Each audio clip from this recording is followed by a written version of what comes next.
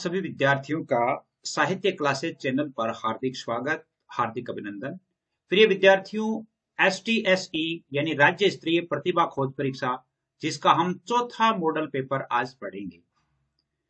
यानी आज हम एक अलग तरीके से पढ़ेंगे। मैं सिर्फ और सिर्फ आपको प्रश्न बताऊंगा, आपको उनके उत्तर आपको देना है। यानी आप अपनी एक कॉपी में इनके उत्तर लिखेंगे, बाद में आप इनका मिलान भी करेंगे कि आपके कितने अंक बन रहे हैं। यदि आप यूं कह सकते हैं कि अगर आप 30 प्रश्नों से अधिक स्कोर आपका चल रहा है, तो ये मान लो कि आप उस दौड़ में हैं। यानी राज्य स्तरीय प्रतिभा खोज परीक्षा को टॉप करने वाली दौड़ में आप शामिल हैं।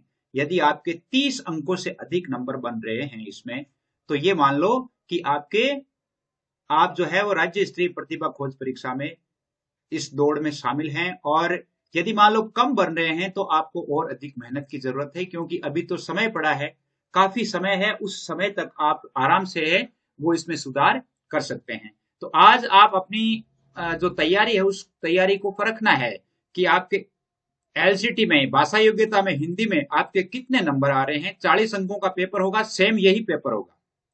ये मान लो कि आपकी परीक्षा में यही पेपर है और इस पेपर में आप अपनी कॉपी ले लीजिए। कॉपी में जैसे आप जो पढ़ते जाएंगे, पहले प्रश्न में कौन सा, जैसे ए सही, 1 नंबर सही है, 2 नंबर सही है, वो लिखते जाइए। बाद में आपको मिलान भी करना है, और जहां मिलान करना होगा मैं आपको अंत में बता भी दूंगा कि आपको कैसे मिलान करना है, आपकी उत्तर कुंजी का कैसे मिलान करना है। आप तुरंत अपना रिजल्ट है वो जान जाएंगे कि मेरा रिजल्ट क्या रह रहा है। तो आप निश्चिंत रूप से तैयार हो जाइए और पूर्ण पारदर्शिता के साथ इस पेपर को दीजिए, ताकि आप अच्छी तरह से देख सकें कि मेरी मेरिट कहां जा रही है।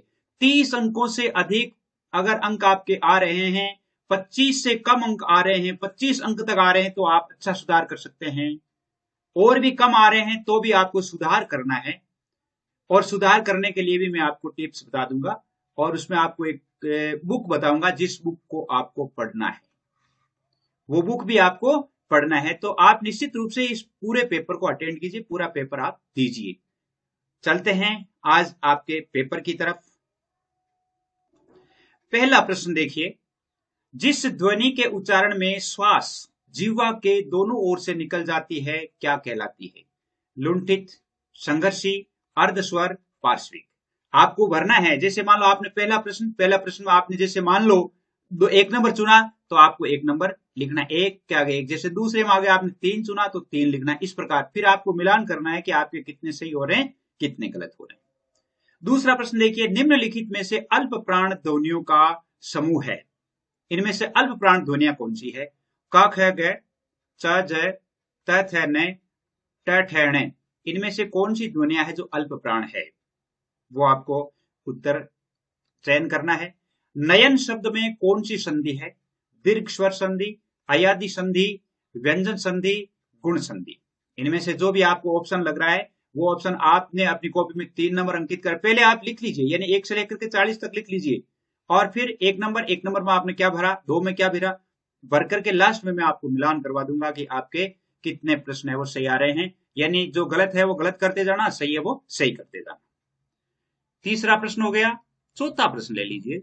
चौथा प्रश्न देखिए, उज्ज्वल शब्द का संधि विच्छेद होगा उज्ज प्लस ज्वल, उत्त प्लस ज्वल, उद्द प्लस ज्वल, उज्ज प्लस ज्वल। देख लीजिए इनमें से कौन सा आपके सही है, आप अपने अंक आगे लिख लीजिए।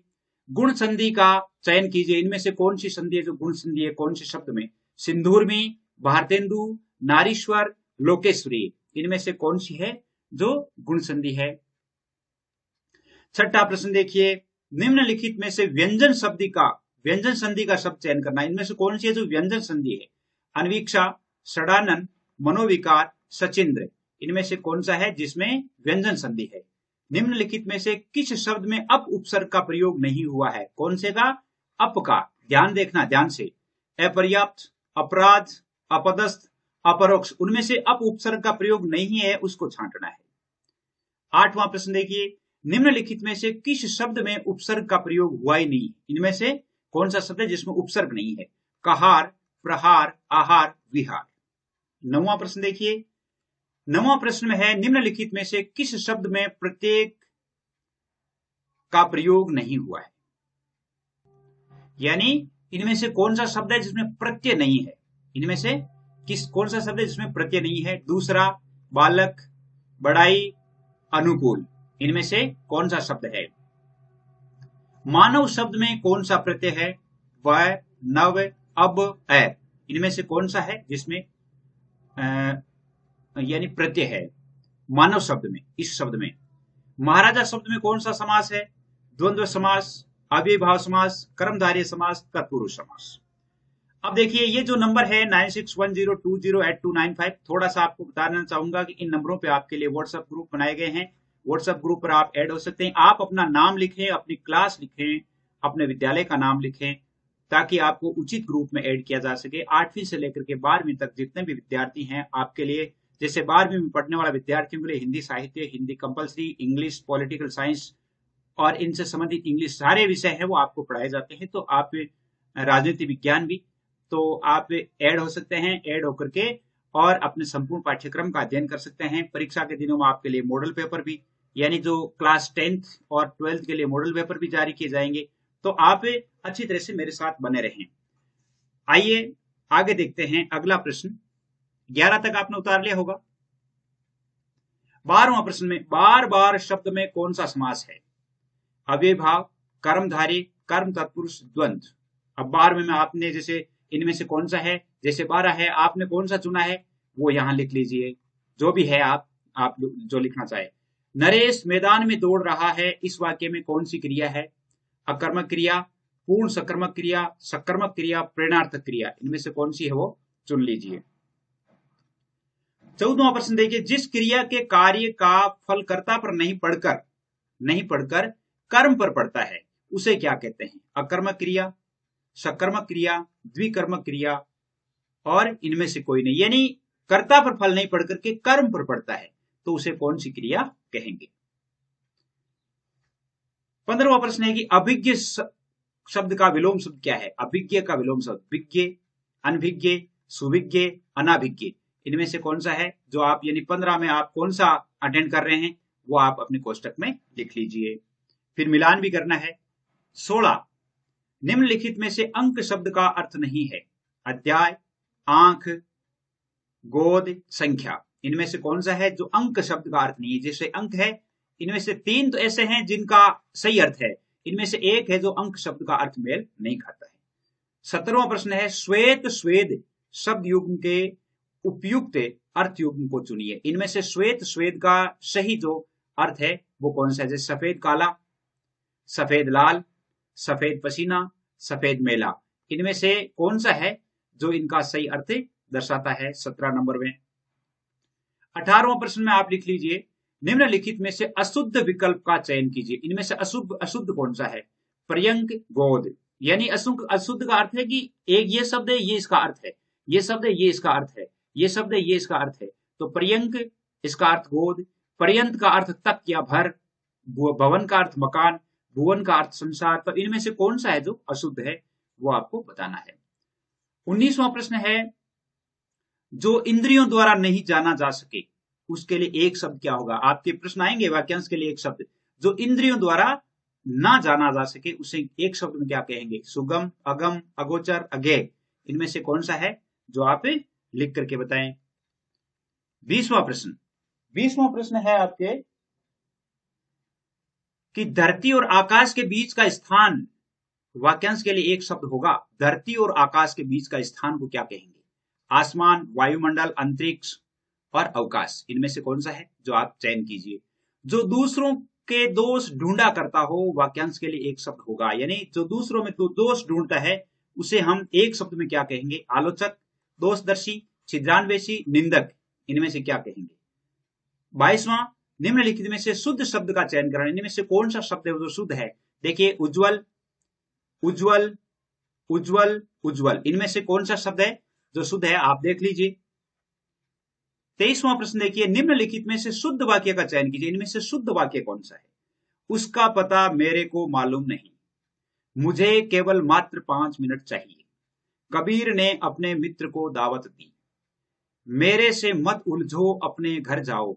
इनमें से कौन सा जो वाक्य है वो शुद्ध है वो वाक्य बताना है।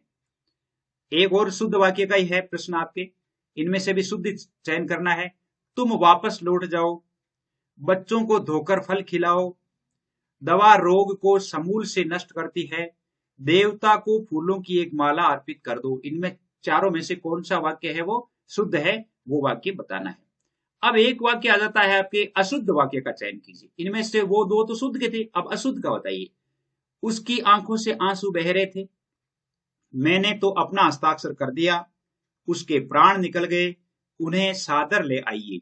अब इनमें से कौन सा वाक्य है, यानी 25वें में आप कौन सा चयन करते हैं वो यहां लिख दीजिए। 9610208295 जो आपके लिए व्हाट्सएप ग्रुप के नंबर है। 26वां प्रश्न देखिए।